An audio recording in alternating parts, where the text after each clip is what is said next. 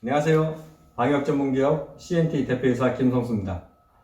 오늘은 지난 시간에 이어서 쥐에 대해서 말씀을 드릴 건데요. 지난 시간에는 쥐의 종류, 또 형태, 생활사에 대해서 말씀드렸고요. 자, 오늘은 그 쥐를 어떻게 퇴치를 해야 되는지 퇴치 방법에 대해서 말씀을 한번 드려볼게요. 쥐를 퇴치하는 방법은 여러 가지가 있어요.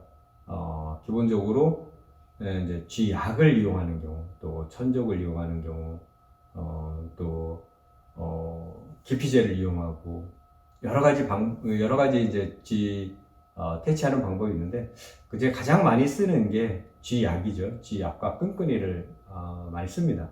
그럼 쥐약에 대해서 한번 설명을 드릴게요. 지금 제 앞에 놓아 있는 게 이제 저희들이 사용하는 쥐약인데요.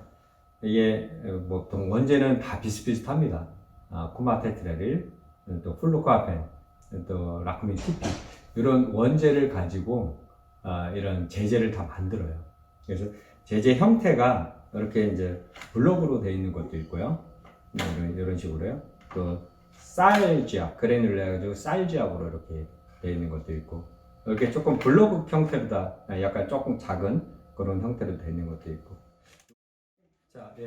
이 라쿠민 이제 TP라 그러죠. 가루약 같은 경우는 기본적으로 이제 먹이 약재랑 섞어서 쓰기도 하는데 보통 또 쥐가 잘 다니는 길에다 이렇게 뿌리기도 해요. 그러면 기본 이런 먹이 약재보다 독성이 한 10배 정도 높기 때문에 훨씬 더 크게 효과를 볼 수 있고요. 어떻게 효과를 보냐? 얘들이 이런 가루를 먹는 건 아니고요. 이제 다니면서 발바닥이라든가 아니면 털에 묻거든요. 그런 거를 얘들이 자기 몸을 핥는 습관이 있어요. 그 습관을 이용해서 이런 약재를 사용을 합니다. 저희들은 여기다 플러스해서 저희 나름대로 또 쥐가 좋아하는 약재를 가지고 또 새롭게 또 만들고 있거든요. 왜냐하면 쥐들이 희한하죠. 이 이제 정육점 같은 데는 약간 고기 성분이 들어가 있는 먹이를 좋아하고요. 또 창고 같은 데는 사료가 들어가야 되고, 또 이제 일식집이나 또 이런 그 생선 쪽을 판매하는 데는 어분이 들어가 있는 그런 쥐약을 좋아해요. 그 쥐 먹이를. 그렇기 때문에 저도 거기에 맞춰서 현장 상황에 맞춰서 쥐약을 몇 가지를 갖춰 놓고 그렇게 저희는 사용을 하고 있습니다. 그리고 쥐들이 항상 이제 요즘은 이게 다 만성쥐약이에요. 예전에는 급성쥐약을 썼었는데 요즘은 이제 급성쥐약이 워낙 좀 독하고 그렇기 때문에 안 쓰고 다 만성쥐약을 씁니다. 만성쥐약이라는 거는 그래 이제 먹으면은 혈액 응고 효과거든요. 그래서 우리 이제 사람의 피도 그 응고가 돼야 되잖아요. 이렇게 이제 상처가 나거나 그랬을 때. 근데 얘들은 응고를 안 되게 해서 되게 묽게 해서 굉장히 좀 빠르게 혈액순환을 해서 또 아주 미세 혈관에 터지고 이런 어떤 혈액 응고제 성분이 다 들어가 있습니다. 그래서 피가 굉장히 묽어지고 그래서 혈액순환이 빨라지고 그러면서 시력이 미세 혈관이 다 터지고 그렇게 하면서 점점 말라 죽는 이런 형태를 많이 활용을 합니다. 자, 이런 쥐약을 이렇게 하는데 쥐약도 이제 그냥 놓으면은 안 되겠죠.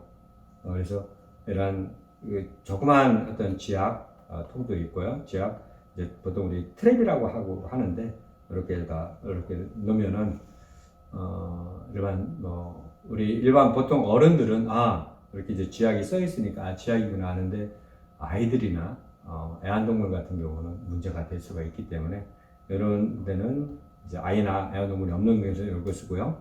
그리고 아이들이나 애완동물이 있는 데는 이렇게 이제 커버가 돼 있는 데다가 사용을 하시면 됩니다.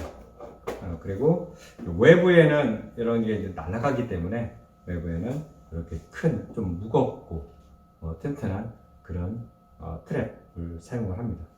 그래서 이걸 한번 사용하는 방법을 한번 보면은 저희들이 이거 좀 만든 건데요. 이렇게 뚜껑을 열고 쥐 먹이통이 있습니다. 쥐 먹이통에다가 이렇게 열려서 두 개를 이렇게 놓고 딱 닫고 하면은 이게 이제 쥐가 여기로 들어가서 먹고 나가고, 그러면 천천히, 이게 만성지이기 때문에 천천히 몸에 이상을 느끼거든요. 그렇게 죽는 경우도 있고요. 또 여기다가 바로 조금 쥐약 먹고 다니는 것도 조금 좀 찜찜하다.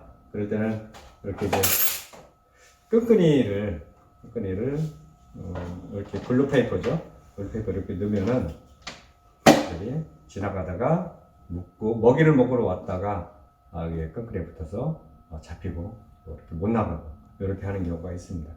그래서 이런 하나의 어떤 방식을 사용하기도 하고요.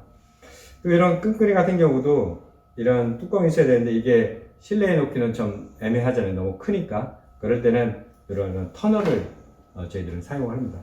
그래서 터널 안에다가 이렇게 넣고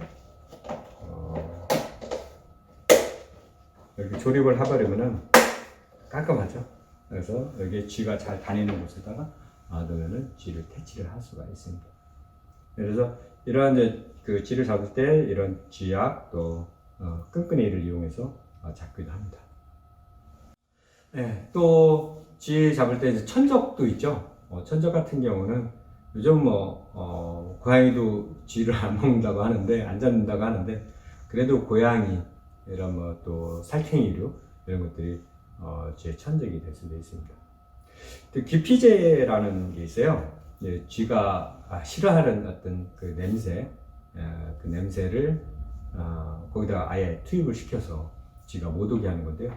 요거 같은 경우는 보통 쥐가 많이, 저번 시간에 말씀드렸듯이 깎는다 그랬잖아요. 이빨이 계속 자라기 때문에 그걸 갈아내야 돼서 좀 약간 갉을 수 있는 걸 다 갉거든요. 그래서 전선을 갉으면 큰 일이기 때문에 거기다가 이런 그 쥐가 싫어하는 냄새를 가진 그 기피 물질을 아예 전선에다 입히거나 페인트 칠하거나 이렇게 해서 쥐가 못 오게 하는 그런 방법도 있어요. 또 이제 훈증제 같은 경우도 있는데요. 이거 같은 경우는 이제 보통 밀폐된 공간 안에 훈증, 이제 곤충뿐만이 아니고 이 쥐들도 훈증을 통해서 많이 잡아냅니다. 그렇게 진행을 하고 있고요. 예, 또 불임제를 쓰기도 해요. 근데 불임제는 실제 한번 실험을 해본 결과 크게 이제 다 잡아서 해야 되는데 이게 개체수가 너무 많기 때문에 일일이 다 잡아서 하기가 참 어렵습니다. 그래서 많은 나라에서 시도했다가 이거를 좀 많이 실패한 실패한 예가 많이 있습니다. 또 얘들의 특징이 여기 있는 부분을 다 잡아내면은 여기는 이제 더 이상 오지 않아야 되는데, 얘들은 다 똑같아요. 우리 사람도 그렇지만 기본적으로 여기 공간 안에 있는 모든 쥐를 다 잡아내면은 딴 데서 또 들어옵니다. 그래서 지속적인 관리가 필요하게 되는 거죠. 이 이제 쥐의 어떤 시각, 또 촉각, 또 청각, 이런 후각, 이런 것들을 이용해서 이제 먹이도 찾고 길을 갖기도 하는데, 초음파 같은 경우도 있습니다. 초음파 같은 경우는 실제 제가 해보니까 얘들은 청각에 많이 민감하지만 이제 그런 스트레스를 많이 견디더라고요. 먹이가 있다면은 그 스트레스를 견디고 먹이를 먹으러 오더라고요. 배가 고프니까 그런지. 그래서 이런 초음파 기기는 먹이가 없는 곳, 예를 들어서 전기실이라든가 이런 기계실, 이런 부분에다가 초음파 기기를 설치하면 분명히 효과를 볼 수가 있습니다. 먹이하고 같이 하면은 초음파 효과는 많이 떨어진다. 그렇게 이해를 하시면 될 것 같아요. 오늘은 쥐 퇴치 방법에 대해서 좀 간단하게 말씀을 드렸는데 어떻게 좀 도움이 되셨나 모르겠습니다. 더 자세하고 또 좀 더 깊이 알고 싶으시면 저희한테 연락을 해주시기 바랍니다. 네, 이상 김성수였습니다. 감사합니다.